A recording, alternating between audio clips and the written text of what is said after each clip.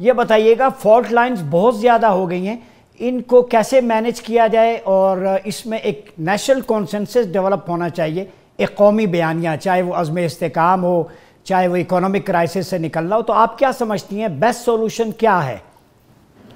جی بہت شکریہ، آپ نے اتنے امپورٹنٹ موضوع پہ گفتگو کے لیے انوائٹ کیا۔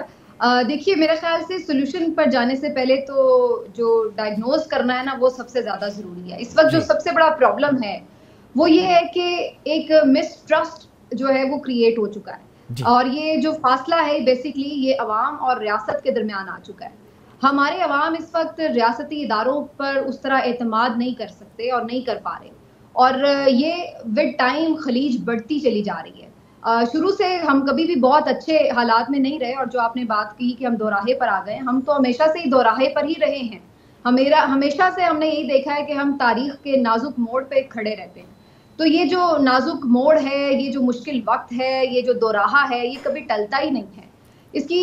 بجائے اس کے کہ اس میں کوئی بہتری آتی، بظاہر ایسا لگ رہا ہے کہ یہ اور گہری ہوتی چلی جا رہی ہے خلیج۔ اور اب اس وقت یہ صورتحال ہے کہ آپ کسی بھی ادارے کے حوالے سے آپ عوام کا اعتماد چیک کر لیں، آپ کو پتہ چل جائے گا کہ عوام اس وقت آپ کی عدلیہ ہو، آپ کے افواج پاکستان ہو، آپ کی پارلیمنٹ ہو،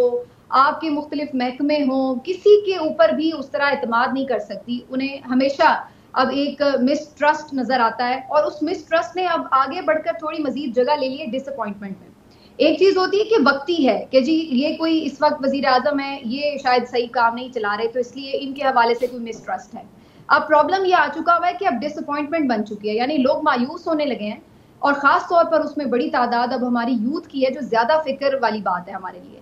کہ لوگ اب مایوس ہو رہے ہیں، ڈس اپوائنٹ ہو رہے ہیں کہ شاید یہ ٹھیک ہو ہی نہیں سکتا سسٹم کبھی بھی۔ اور اس کی ہمیں ایک واضح جو مثال نظر آتی ہے وہ یہ ہے کہ لوگ ملک چھوڑنے کو ترجیح دے رہے ہیں بڑی تعداد میں، اور جو نہیں چھوڑ سکتے آپ ویسے بھی سرویز کر لیں، آپ کو پتہ چل جائے گا کہ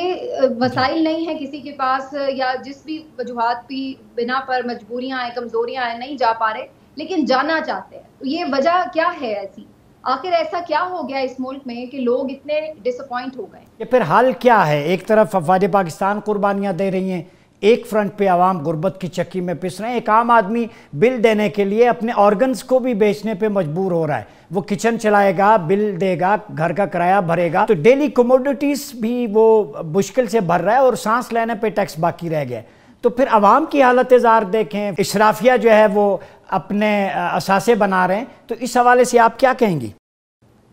اس کا حل تو بڑا سمپل ہے، اور بالکل صحیح کرن نے کہا کہ آئین اور قانون پر عمل درآمد سب سے بہترین حل ہوا کرتا ہے ہمیشہ، کیونکہ جب ہم اس طرف لگ جاتے ہیں نا کہ جو بھی مخالف آواز آئی اس کو برداشت نہیں کرنا، اس کو کچلنا ہے، تو وہیں سے پرابلم کا آغاز شروع ہو جاتا ہے۔ بھائی ایک جمہوری معاشرہ ہے آپ کے ملک میں، آپ بہت سارے آئیڈیاز کے ساتھ آتے ہیں، کچھ لوگ آپ کے آئیڈیاز سے اختلاف کرتے ہیں، کچھ آپ کے آئیڈیاز کو سپورٹ کرتے ہیں۔ جی اگر آپ کے آئیڈیا سے کسی نے اختلاف کیا ہے تو آپ کاؤنٹر نیریٹو دیتے ہیں۔ اگر کوئی اپنا نیریٹو لے کے آیا ہے تو آپ اس کا بیانیے کا جو مقابلہ ہے وہ بیانیہ کر سکتا ہے، اپنا بیانیہ دیں تاکہ وہ آپ کے بیانیے سے قائل ہو کر اسے ایکسیپٹ کرے۔ جی یہ جو بات ہے نا، یہ بات میں صحیح کہتی ہوں کہ یہ ہر کسی کی اپنی پالیٹکس ہو سکتی ہے، کوئی بھی جماعت شاید نہیں ہو، یہ بھی مان لیتے ہیں، سب ٹھیک ہے، سب کی اچھی باتیں بھی ہوں گی، سب کی بری باتیں بھی ہوں گی، ٹھیک ہے، ٹھیک ہے، لیکن لیٹ دا پیپل ڈیسائیڈ۔ میں آپ کی طرف آتا ہوں دوبارہ، ہمیں صرف مجھے مائنڈ اپ کر لینے دیجیے جی ڈاکٹر صاحب کہ لیٹ دا پیپل ڈیسائیڈ، لوگوں کو ووٹ کے ذریعے یہ طے کر لینے دے کہ کون سی جماعت کا ایجنڈا ٹھیک ہے یا نہیں ٹھیک ہے۔ یہ ہم اپنے طور پر یہ ڈیسائیڈ نہ کرنے بیٹھ جائیں کہ کون صحیح ہے اور کون غلط ہے، اور ہم نے دوسری بات سننی ہی نہیں۔